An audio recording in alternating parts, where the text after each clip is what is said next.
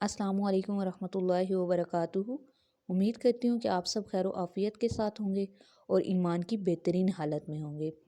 تو یہ جو آپ کی اور میری سستی میں کام کو ٹالنے کی عادت ہے نا، اس سے باہر نکلنے کا بہترین حل نماز ہے۔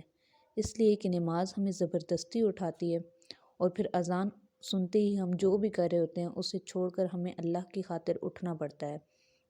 تو پھر سب سے پہلے تو نماز ہمیں ڈسپلن سکھاتی ہے، اور دوسری بات یہ کہ وہ ہمارے نفس پر ہمیں کنٹرول کرنا سکھاتی ہے، کیونکہ ہمارا جو صبح اٹھنا ہوتا ہے وہ ہمارے لیے بہت ہی مشکل چیز ہے۔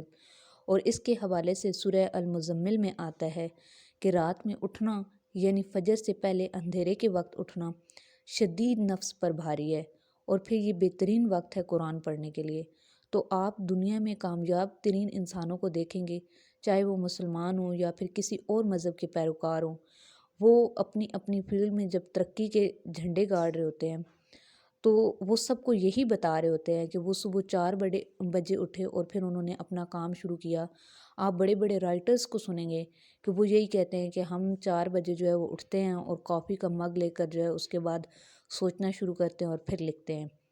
صبح کا اٹھنا کامیابی کے لیے ایسے ہی ہے جیسے گاڑی چلانے کے لیے اس میں تیل ڈالنا۔